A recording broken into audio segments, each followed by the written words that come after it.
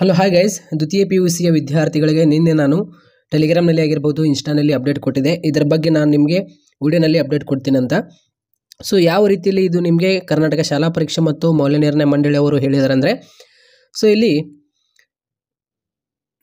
ಪ್ರತಿ ಮಾದರಿ ಪ್ರಶ್ನೆ ಪತ್ರಿಕೆಯು ಪ್ರತ್ಯೇಕ ನೀಲನಕ್ಷೆ ಅಂದರೆ ಇವಾಗ ಆಲ್ರೆಡಿ ನಿಮಗೆ ಮಾದರಿ ಪ್ರಶ್ನೆ ಪತ್ರಿಕೆ 1 ಮತ್ತು 2 ಮತ್ತು 3 ಏನು ರಿಲೀಸ್ ಮಾಡಿದ್ದಾರೆ ನೋಡಿ, ಆ 3 ಮಾಡೆಲ್ ಕ್ವಶನ್ ಪೇಪರ್ಗೆ ಬೇರೆ ಬೇರೆ ನೀಲನಕ್ಷೆ ಆಗಿರುತ್ತೆ ಅಂತ ಹೇಳಿದ್ದಾರೆ ಅವರು, ಬ್ಲೂ ಪ್ರಿಂಟ್ ಆಗಿರುತ್ತೆ. ಸೊ ನೀಲನಕ್ಷೆ ಕೊಟ್ಟಿರುವ ಮಾದರಿ ಪ್ರಶ್ನೆ ಪತ್ರಿಕೆಗಳಿಗೆ ಮಾತ್ರ ಸೀಮಿತವಾಗಿರುತ್ತದೆ. ಅಂದರೆ ಇವಾಗ ಮಾದರಿ ಪ್ರಶ್ನೆ ಪತ್ರಿಕೆ 1 ಮತ್ತು 2 ಮತ್ತು 3 ಏನದಾವಲ್ಲ, ಅದಕ್ಕೆ ಮಾಡೆಲ್ ಕ್ವಶನ್ ಪೇಪರ್ 1ಕ್ಕೆ ಬ್ಲೂ ಪ್ರಿಂಟ್ ಬೇರೆ, 2ಕ್ಕೆ ಬ್ಲೂ ಪ್ರಿಂಟ್ ಬೇರೆ, 3ಕ್ಕೆ ಬ್ಲೂ ಪ್ರಿಂಟ್ ಬೇರೆ. ನೀವು ಕೂಡ ನೋಡಿರ್ಬೋದು, 3 ನಿಮಗೆ ನೀಲನಕ್ಷೆ ಕೊಟ್ಟಿದ್ದಾರೆ ಆಯಿತಾ, ನೀಲನಕ್ಷೆ ಬ್ಲೂ ಪ್ರಿಂಟ್ ಕೊಟ್ಟಿದ್ದಾರೆ ನಿಮಗೆ.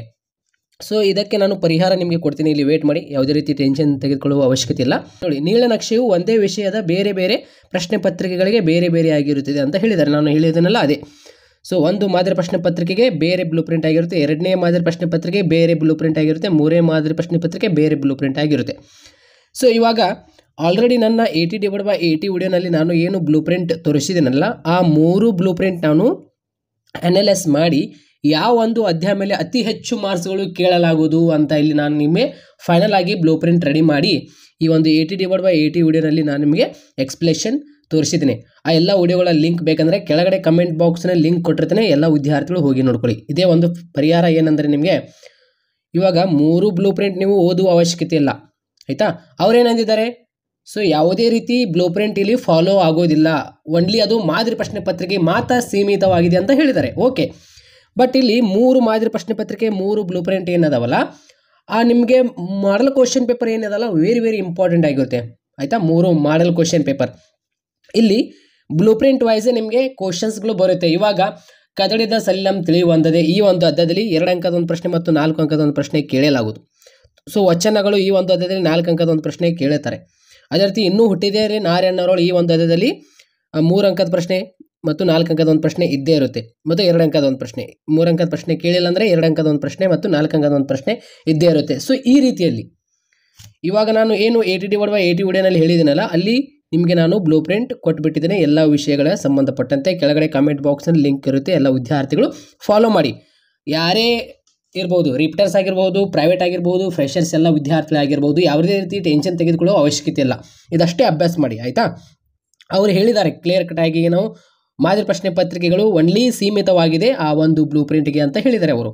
ಬಟ್ ಇಲ್ಲಿ ಏನಿದಿಲ್ಲ, ಸೊ ಅವರು ಫೈನಲ್ ಎಕ್ಸಾಮ್ನಲ್ಲಿ ಈ 3 ನೀಲನಕ್ಷೆ ಏನು ಕೊಟ್ಟಿದ್ದಾರಲ್ಲ, ಸೊ ನಾನು ಅನಲೈಸ್ ಮಾಡಿ ಒಂದು ಫೈನಲ್ ಆಗಿ ಒಂದು ಬ್ಲೂ ಪ್ರಿಂಟ್ ರೆಡಿ ಮಾಡಿ ಯಾವ ಒಂದು ಅಧ್ಯಾಯ ಮೇಲೆ ಅತಿ ಹೆಚ್ಚು ಮಾರ್ಕ್ಸ್ಗಳು ಕೇಳಲಾಗುವುದು ಅಂತ ನೋಡಿ ಅದಕ್ಕೆ ಒಂದು ಬ್ಲೂ ಪ್ರಿಂಟ್ ರೆಡಿ ಮಾಡಿ ನಾನು ನಿಮಗೆ ಕೊಟ್ಟಿದ್ದೇನೆ. ಕೆಳಗಡೆ ಕಮೆಂಟ್ ಬಾಕ್ಸ್ನಲ್ಲಿ ಲಿಂಕ್ ಇರುತ್ತೆ. ಇವಾಗ ಈ 3 ಮಾದರಿ ಪ್ರಶ್ನೆ ಪತ್ರಿಕೆ ಓದಿದರೆ ನಾವು ಪಾಸ್ ಆಗ್ತೀವಾ ಅಂತ ಕೇಳ್ತಾರೆ. ಇವಾಗ ಎಸ್ ಆಗ್ತೀರಾ, ಆರಾಮಾಗಿ ಆಗ್ತೀರಾ.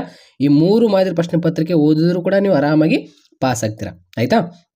ಸೊ ಇಲ್ಲಿ ಏನು ಕೊಟ್ಟಿದ್ದಾರೆ, ಪ್ರಶ್ನೆ ಪತ್ರಿಕೆಯನ್ನು ತಯಾರಿಸುವಾಗ ಅಂದರೆ ವಾರ್ಷಿಕ ಪರೀಕ್ಷೆಗೆ ಪ್ರಶ್ನೆ ಪತ್ರಿಕೆ ಏನು ತಯಾರು ಮಾಡ್ತಾರೆ ನೋಡಿ, ಅವಾಗ ಪಠ್ಯ ಪುಸ್ತಕದಲ್ಲಿ ಮತ್ತು ಪ್ರಶ್ನೆ ಕೋಶದಲ್ಲಿ ಅಂದರೆ ಕ್ವಶನ್ ಬ್ಯಾಂಕ್ ನಿಮಗೆ ಕೊಟ್ಟಿದ್ದಾರಲ್ಲ, ಅಧ್ಯಾಯವಾರು ಕೊಟ್ಟಿರುವ ಪ್ರಶ್ನೆಗಳ ಜೊತೆಗೆ ಹೊಸ ಪ್ರಶ್ನೆಗಳನ್ನು ಕೇಳಲು ಅವಕಾಶವಿದ್ದು, ಅಂದರೆ ನೋಡಿ ಇಲ್ಲಿ ಹೊಸ ಪ್ರಶ್ನೆಗಳನ್ನು ಕೇಳಲು ಅವಕಾಶವಿದ್ದು ಅಂತ ಇಲ್ಲಿ ಏನು ಕೊಟ್ಟಿದ್ದಾರಲ್ಲ, ಇದು ಎಲ್ಲ ವಿದ್ಯಾರ್ಥಿಗಳಿಗೆ ಕನ್ಫ್ಯೂಸ್ ಆಗ್ತಾ ಇದೆ ನೋಡಿ. ಹೊಸ ಪ್ರಶ್ನೆಗಳು ಅಂದರೆ ಇವಾಗ ಚಾಪ್ಟರ್ 1 ಇದೆ ಅಂತ ಅನ್ಕೊಳ್ಳಿ ಆಯಿತಾ.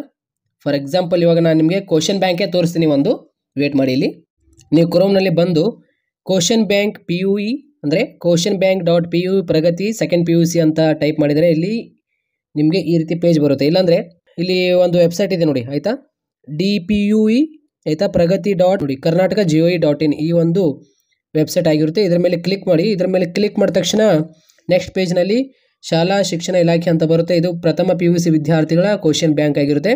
ಇಲ್ಲಿ ಕೆಳಗಡೆ ಸ್ಕ್ರಾಲ್ ಮಾಡಿದರೆ ಇಲ್ಲಿ ಸೆಕೆಂಡ್ PUC ವಿದ್ಯಾರ್ಥಿಗಳ ಕ್ವಶನ್ ಬ್ಯಾಂಕ್ ಆಗಿರುತ್ತೆ. ಇವಾಗ ಫಾರ್ ಎಕ್ಸಾಂಪಲ್ ನಾನು ನಿಮಗೆ ಇಲ್ಲಿ ತೋರಿಸ್ತೀನಿ ಯಾವ ರೀತಿಯಲ್ಲಿ ಹೊಸದಾಗಿ ಕ್ವಶನ್ಸ್ಗಳು ಕೇಳಿ ಅಂತ ಅವರು ಹೇಳಿದ್ದಾರೆ. ಅಂದರೆ ಇಲ್ಲಿ ಇವಾಗ ಎಕನಾಮಿಕ್ಸ್ ಕ್ವಶನ್ ಬ್ಯಾಂಕ್ ಎಲ್ಲಿದೆ ಅಂದರೆ ಇವಾಗ ಇಲ್ಲಿ ಎಕನಾಮಿಕ್ಸ್ ಕ್ವಶನ್ ಬ್ಯಾಂಕ್ ನಾನು ಡೌನ್ಲೋಡ್ ಮಾಡ್ಕೊಂಡಿದ್ದೀನಿ. ಅದರ ಮೇಲೆ ಕ್ಲಿಕ್ ಮಾಡಿದರೆ ತಾನಾಗಿ ಡೌನ್ಲೋಡ್ ಆಗುತ್ತೆ ಅದು. ಸೊ ಈ ರೀತಿ ಕೆಳಗಡೆ ಸ್ಕ್ರಾಲ್ ಮಾಡಿದರೆ ಇವಾಗ 1ನೇ ಅಧ್ಯಾಯ ಸೂಕ್ಷ್ಮ ಅರ್ಥಶಾಸ್ತ್ರ ಪರಿಚಯ ಅಂತ ಏನಿದೆಯಲ್ಲ, ಈ ಒಂದು ಅಧ್ಯಾಯದಲ್ಲಿ ನಿಮಗೆ ಹೊಸ ಕ್ವಶನ್ಸ್ಗಳು ಯಾವುದಂದರೆ ಇವಾಗ ಫಾರ್ ಎಕ್ಸಾಂಪಲ್ ಲಾಂಗ್ ಕ್ವಶನ್ಸ್ನಲ್ಲಿ ಇವಾಗ ಈ ಒಂದು ಪ್ರಶ್ನೆ ಆಗಿರಬಹುದು, ಈ ಒಂದು ಪ್ರಶ್ನೆ ಮತ್ತು ಈ ಒಂದು ಪ್ರಶ್ನೆ ಏನಿದೆ ಇವು ಎಲ್ಲ ಹಳೆಯ ಪ್ರಶ್ನೆಗಳಾಗಿರುತ್ತೆ. ಇದು ಒಂದು ಹೊಸದಾಗಿ ಪ್ರಶ್ನೆ ಕೊಟ್ಟಿದ್ದಾರೆ, ಬಟ್ ಇದು ಕೇಳಲಾಗುವುದು ಅಂತ ಅವರು ಅಲ್ಲಿ ಮೆನ್ಷನ್ ಮಾಡಿದ್ದಾರೆ. ಬಟ್ ನಿಮಗೆ ವಾರ್ಷಿಕ ಪರೀಕ್ಷೆ ಏನಿದಿಲ್ಲ ಇದು ಡೈರೆಕ್ಟ್ ಆಗಿ ಇವಾಗ ಕೇಳಿದರೂ ಕೂಡ ನೀವು ಏನಿದಿಲ್ಲ ಓನ್ ಆಗಿ ಆನ್ಸರ್ ಮಾಡ್ರಿ. ಬಟ್ ನೋಡಿ ಇವಾಗ ಸೇಮೇ ಇರುತ್ತೆ, ಪ್ರಶ್ನೆಗೆ ಆನ್ಸರ್ ಸೇಮೇ ಇರುತ್ತೆ. ಇಲ್ಲಿ ನೋಡಿ ಏನಂದಿದ್ದಾರೆ ಇವಾಗ, ಒಂದು ಸರಳ ಆರ್ಥಿಕತೆಯಲ್ಲಿ ಕೃಷಿ ಕುಟುಂಬ ಆಯ್ತಾ ಮತ್ತು ನೇಕಾರ ಶಿಕ್ಷಕರು ಸಂಪನ್ಮೂಲಗಳನ್ನು ಬಳಸಿ ಹೇಗೆ ತಮ್ಮ ಅಗತ್ಯಗಳನ್ನು ಪೂರೈಸಿಕೊಳ್ಳುತ್ತಾರೆ ಎಂಬುದನ್ನು ಸಂಕ್ಷಿಪ್ತವಾಗಿ ವಿವರಿಸಿ ಅಂತ ಇಷ್ಟೇ ಜನರಲ್ ಆಗಿ ನೀವು ಬರೀಬೇಕಾಗಿರುತ್ತೆ. ಸೊ ಇಲ್ಲಿ ಇವಾಗ 2ನೇ ಅಧ್ಯಾಯ ನೋಡೋಣ, ಅನುಭೋಗ್ಯ ವರ್ತನೆ ಸಿದ್ಧಾಂತ. ಇವಾಗ ಅನುಭೋಗ್ಯ ವರ್ತನೆ ಸಿದ್ಧಾಂತದಲ್ಲಿ ಇಲ್ಲಿ ನಿಮಗೆ 2 ಅಂಕದ ಪ್ರಶ್ನೆಯಲ್ಲಿ ಎಲ್ಲ ಸೇಮೇ ಇರುತ್ತೆ. ಇಲ್ಲಿ 4 ಅಂಕದ ಪ್ರಶ್ನೆಯಲ್ಲಿ ನೋಡಿ, ಒಟ್ಟು ತುಷ್ಟಿಕೋನ ಮತ್ತು ಸೀಮಾಂತ ತುಷ್ಟಿಕೋನ ನಡುವಿನ ವ್ಯತ್ಯಾಸ ಆಗಿರ್ಬೋದು, ಔದಾಸೀನ್ಯ ನಕ್ಷೆ ಆಗಿರ್ಬೋದು, ಬಜೆಟ್ ಗಣ ರೇಖಾಚಿತ್ರ ಆಗಿರ್ಬೋದು, ಬಜೆಟ್ ರೇಖೆ ಇಳಿಜಾರಿನ ಆಗಿರ್ಬೋದು, ಸಾಮಾನ್ಯ ಸರಕು ಬದಲು ಸರಕು. ಓಕೆ ನೋಡಿ ಎಲ್ಲವೂ ಕರೆಕ್ಟ್ ಇದೆ ಆಯಿತಾ. ಇವೆಲ್ಲ ಕ್ವಶನ್ಸ್ ಆಲ್ಮೋಸ್ಟ್ ಇವೇ ನಿಮಗೆ ಪ್ರತಿ ವರ್ಷ ಕೇಳ್ಕೊತೇನೆ ಬಂದಿದ್ದಾರೆ. ಬಟ್ ಇಲ್ಲಿ ಒಂದು ಕ್ವಶನ್ ಇದೆಯಲ್ಲ, ಈ 2 ಕ್ವಶನ್ ನಿಮಗೆ ಹೊಸದಾಗಿದೆ. ಯಾವುದು ಕ್ವಶನ್ ನಂಬರ್ 7 ಏನಿದೆಯಲ್ಲ ಇದು ಒಂದು ಹೊಸದಾಗಿ ಕ್ವಶನ್ ನಿಮಗೆ ಬಂದಿದೆ. ಬಟ್ ಈ ಕ್ವಶನ್ಸ್ ನಿಮಗೆ ಹೊಸದಾಗಿ ಕ್ವಶನ್ಸ್ಗಳು ಒಮ್ಮೆಗಳೇ ಇವಾಗ 2025 ಫೈನಲ್ ಎಕ್ಸಾಮ್ನಲ್ಲಿ ಕೇಳಂಗಿಲ್ಲ. ಸೊ ನೆನಪಿನಲ್ಲಿ ಇಟ್ಕೊಳ್ಳಿ ಆಯಿತಾ, ಒಮ್ಮೆಗಳೇ ಇದು ಫೈನಲ್ ಎಕ್ಸಾಮ್ನಲ್ಲಿ ಕೇಳಂಗಿಲ್ಲ. ಈ 2 ಪ್ರಶ್ನೆ ನಿಮಗೆ ಹೊಸದಾಗಿ ಕೊಟ್ಟಿದ್ದಾರೆ. ಕೆಲವೊಂದು ಅಧ್ಯಾಯಗಳಲ್ಲಿ ಹೊಸ ಪ್ರಶ್ನೆಗಳು ಕೊಟ್ಟಿದ್ದಾರೆ. ಸೊ ಆ ಕ್ವಶನ್ಸ್ಗಳು ಒಮ್ಮೆಗಳೇ ಇವಾಗ ನಿಮಗೆ ಕೇಳಂಗಿಲ್ಲ. ಇವಾಗ ಉತ್ಪಾದನೆ ಮತ್ತು ವೆಚ್ಚಗಳು 3ನೇ ಅಧ್ಯಾಯದಲ್ಲಿ ನೋಡಿ 4 ಅಂಕದ ಪ್ರಶ್ನೆಯಲ್ಲಿ ಎಲ್ಲ ಕ್ವಶನ್ಸ್ಗಳು ಸೇಮೇ ಇದೆ ಆಯಿತಾ. ಬಟ್ ಇಲ್ಲಿ 4 ಅಂಕದ ಪ್ರಶ್ನೆಯಲ್ಲಿ ಈ ಒಂದು ಪ್ರಶ್ನೆ ನಿಮಗೆ ಕೇಳಲಾಗೋದು ಅಂತ ಹೇಳಿದ್ದಾರೆ. ಇಲ್ಲಿ ನೋಡಿ ಒಂದು ಉದ್ಯಮ ಘಟಕದ ಅಂದರೆ ಈ ಒಂದು ಪ್ರಶ್ನೆ 6 ಅಂಕದ ಪ್ರಶ್ನೆಯಲ್ಲಿ ಕೇಳಲಾಗೋದು ಅಂತ ಹೇಳಿದರು. ಬಟ್ ಇಲ್ಲಿ ನಿಮಗೆ 4 ಅಂಕದ ಪ್ರಶ್ನೆಯಲ್ಲಿ ಇಲ್ಲಿ ಕೇಳಿದ್ದಾರೆ. ಸೊ ಅರ್ಥ ಆಯ್ತಾ ಈ ರೀತಿಯಲ್ಲಿ. ಬಟ್ ನಿಮಗೆ ಒಮ್ಮೆಗಳೇ ಪ್ರಶ್ನೆಗಳು ಕೇಳಂಗಿಲ್ಲ ಆಯಿತಾ. ಸೊ ಇಲ್ಲಿ ನೋಡಿ 6 ಅಂಕದ ಪ್ರಶ್ನೆಯಲ್ಲಿ ಇದೆ ನೋಡಿ, ಇಲ್ಲಿ ಇದು 6 ಅಂಕದ ಪ್ರಶ್ನೆ ಆಗಿರುತ್ತೆ ಅದು. ಸೊ ಈ ರೀತಿಯಲ್ಲಿ ನಿಮಗೆ ಕ್ವಶನ್ಸ್ಗಳು ಏನು ಹೊಸದಾಗಿ ಕೊಟ್ಟಿದ್ದಾರಲ್ಲ ಈ ಎಕನಾಮಿಕ್ಸ್ನಲ್ಲಿ, ಯಾವುದೇ ರೀತಿಯಲ್ಲಿ ನಿಮಗೆ ಒಮ್ಮೆಗಳೇ ಇವಾಗ ಕೇಳೋಕ್ಕೆ ಸಾಧ್ಯನೇ ಇಲ್ಲ. ಯಾಕಂದರೆ ಇವಾಗ ನೀವು ಓದಿದಿರಲ್ಲ ಆಲ್ರೆಡಿ ಯಾವ ಕ್ವಶನ್ಸ್ಗಳು ಮಾದರಿ ಪ್ರಶ್ನೆ ಪತ್ರಿಕೆ 1 ಮತ್ತು 2 ಮತ್ತು 3 ಯಾವ ಕ್ವಶನ್ಸ್ಗಳು ನೋಡಿದಾರಲ್ಲ ನೀವು, ಅವೇ ಕ್ವಶನ್ಸ್ ನಿಮಗೆ ನೋಡೋಕ್ಕೆ ಸಿಗುತ್ತೆ. ಈ ಹೊಸದಾಗಿ ಕ್ವಶನ್ಸ್ಗಳು ನಿಮಗೆ ಬರೋಂಗಿಲ್ಲ ಆಯಿತಾ. ನೆನಪಿನಲ್ಲಿ ಇಟ್ಕೊಳ್ಳಿ. ಇವಾಗ ಮಾದರಿ ಪ್ರಶ್ನೆ ಪತ್ರಿಕೆ 1 ಮತ್ತು 2 ಮತ್ತು 3 ಏನದಾವಲ್ಲ ಅದರೊಳಗಿಂದು ಕ್ವಶನ್ಸ್ಗಳೇ ಬರುತ್ತೆ, ಅದಷ್ಟೇ ಓದ್ಕೊಳ್ರಿ. ಈ ಹೊಸ ಕ್ವಶನ್ಸ್ಗಳು ನಿಮಗೆ ಕೇಳಲಾಗುವುದು ಅಂತ ಹೇಳಿದ್ದಾರೆ. ಅಲ್ಲಿ ಪ್ರಶ್ನೆಗಳ ಜೊತೆಗೆ ಹೊಸ ಪ್ರಶ್ನೆಗಳನ್ನು ಕೇಳಲು ಅವಕಾಶವಿದ್ದು ಅಂತ ಹೇಳಿದ್ದಾರೆ. ಬಟ್ ಕೇಳಂಗಿಲ್ಲ. ಮಾದರಿ ಪ್ರಶ್ನೆ ಪತ್ರಿಕೆ 1 ಮತ್ತು 2 ಮತ್ತು 3 ಏನದಲ್ಲ ಅದರೊಳಗಿಂದು ಕ್ವಶನ್ಸೇ ನಿಮಗೆ ಕೇಳ್ತಾರೆ.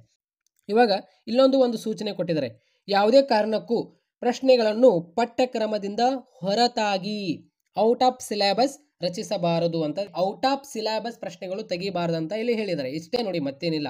ನಾನು ಏನು ಇವಾಗ ಹೊಸ ಕ್ವಶನ್ಸ್ಗಳು ಎಕನಾಮಿಕ್ಸ್ನಲ್ಲಿ ತೋರಿಸಿದ್ದೇನಲ್ಲ ಆ ಕ್ವಶನ್ಸ್ಗಳು ನಿಮಗೆ ಕೇಳಂಗೇ ಇಲ್ಲ ವಾರ್ಷಿಕ ಪರೀಕ್ಷೆಯಲ್ಲಿ. ಓನ್ಲಿ ಮಾದರಿ ಪ್ರಶ್ನೆ ಪತ್ರಿಕೆ 1 ಮತ್ತು 2 ಮತ್ತು 3 ಏನು ಕ್ವಶನ್ಸ್ಗಳು ಕೇಳಿದಾರಲ್ಲ ಅವೇ ಕ್ವಶನ್ ನಿಮಗೆ ಕೇಳ್ತಾರೆ ಅವರು.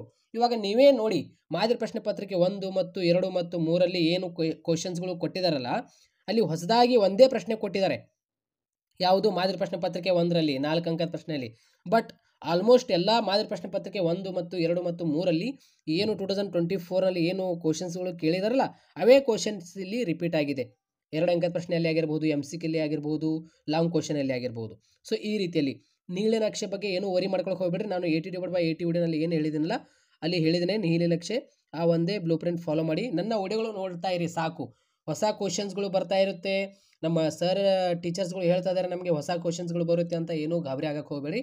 ನಿಮಗೆ ಹಳೆಯ ಪ್ರಶ್ನೆ ಪತ್ರಿಕೆಯಲ್ಲಿ ಏನು ಇವಾಗ 2024 ಒಂದೇ ಫಾಲೋ ಮಾಡಿ, 2023 ಫಾಲೋ ಮಾಡೋಕ್ಕೆ ಹೋಗಬೇಡಿ.